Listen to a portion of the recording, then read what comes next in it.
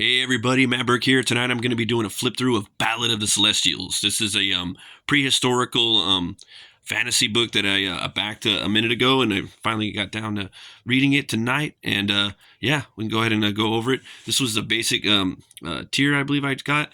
It came with this badass card right here. It's metal as fuck. That's the main character, Mir, and it's got this cool kind of like a prehistoric turret on the back, or something like that, or that kind of goes with the story, and it kind of goes with a little bit of the narrative. And I also got this sketch card right here too, man. You could see, if you look real close, you could see the pencil lines in there with the ink, and yeah, man, he really put his hand on the page or on the card. It's really cool. It's got this cool beast eye on the back too, and then this is a cool print that we got. One of my favorite pages in the book. So I can just go in all out, man. This guy just takes apart this beast. But yeah, this is sick. I like their take on this this whole concept, man. It's Ballad of the Celestials. Little synopsis right here. Basically, before the ancient flood, the Earth's land is connected as one. Mankind is divided, and the Celestials are perched in wait. An evil force, once thought destroyed, now grows to choke out the existence of mankind. Mir, a battle-worn warrior trained by his kin to expose evil lurking in the shadows, is hunting the newly risen abominations.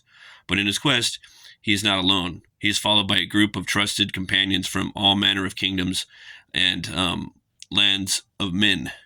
Let's see here. During their pursuit of this evil, they uncover something ominous that the world of man doesn't understand.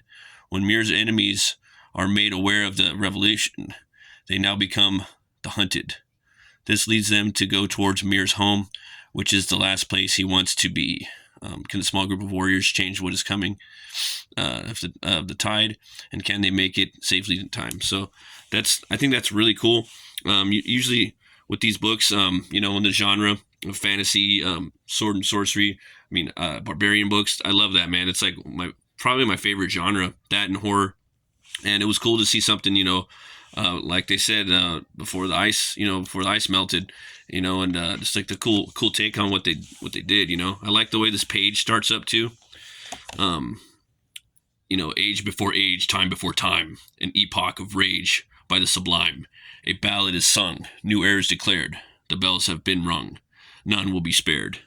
Our song goes forward, our voices proclaim, and all is disordered to incite the flame. So it's fucking awesome. I just like the way it starts up like that. It's cool. And they told the story from a really, really interesting narrative perspective. Usually it's I don't know, man. You usually got like a narrator or someone's telling the story from the main protagonist's perspective. But this one's actually told, a little bit of spoilers, from probably the enemy, man, and they're actually like watching them through the cards. It's like a television, and two of the enemies of the main character, Mir, is watching the group, and they're basically going around hunting these old fucking beasts that are just beasts that are coming up out of the world. I don't know where they're coming from yet, but they're appearing, and Mir, the main character, he's hunting them down. He's using his group of his buddies to help capture him. Like right here, this guy sets a trap. This crazy looking beast starts running right after him, and boom, they got him caught. Like the action in here, man. It's action packed. They sure packed a lot in a lot of action into the pages that they had. Cool designs on these, and then here comes Mir. Got the hero shot, and you can hear, if you read up at the top, you can see, hear the narrators, watching what's going on. Comes back down, just cracks him with this big mace, hammer axe. Everyone get back. This creature is mine now. Smacks him with the hammer, hits the wall, and there's that page again right there. Fucking sweet. You are meant for this world. I will make this quick. He just runs up. Smash. And then, that's like in the first few pages, so it kind of just sets the tone of the brutality of this world, of the Ballad of the Celestials. They're, basically just checking that out, like what the fuck's going on, just tearing apart this animal. It's something new that they've noticed. Something's different about this animal. There was no light in its eyes, lifeless, like being controlled or in a trance. But that's not the worst of it. As I speak, a mark is forming in its eye. So there's a glow. So it's probably some type of shamanism or whatnot.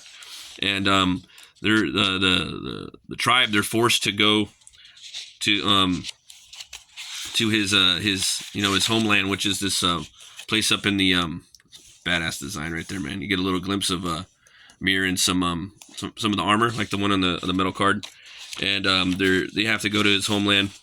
It's this place up in the mountains, or in a kind of like a cave, and sit right there, and there's like this little explosion that goes on the side, and they have to face off against these dudes right here, and it's a really cool like little action sequence. This dude comes up with his flaming torchlight weapons. It must have been really fun for them to design the weaponry in this book. Like have to think of new things and whatnot that hasn't been created or what before. But I'm not going to show too much more. I wanted to just show you guys like some of this badass action, the world, and you can check it out too. I definitely give this book 2 horns way up. You guys should go check it out. I don't know. It might be I'm not sure where it's available now, but I do know that they're working on a second book, and there is some actually art right now on DIRK's on his X. Sorry, I'm always forgetting the name of it, but man, the art's just getting better and better, man. The first book was awesome, but this it's already next level. Look at that. That's the new logo. I like that. Very I want to say Stone Age, but not entirely. But man, sick. I love this right here. I think I watched him draw part of this, man. I love the concept, man. The composition too. Fucking badass. Yeah, man. There's another one. Look at that. See? Looks like the second book's gonna be even more, man. Can't wait to check this out. So, but yeah, I'll have a link in the description to his channel. He's actually got a badass channel, MURPH and DIRK Duke It Out. Pop on that show and watch them go into deep dives about history and movies and all kinds of cool stuff, comics. You could catch him drawing some of this Ballad of the Celestials live sometimes. It's just a really cool show to check out. I'll have a link for that in the description. I was at the beer store today and I came upon this hazy IPA. Made me think of Mir with his hammer, bringing the hammer down on the beasts of that world, man. So go ahead and take a crack at this. It's a crazy night out here right now. It's raining. It's supposed to be flooding tonight, so I sure hope not. It's supposed to be some 1,000-year flood in California, but I sure hope not. Yeah, it smells pretty good.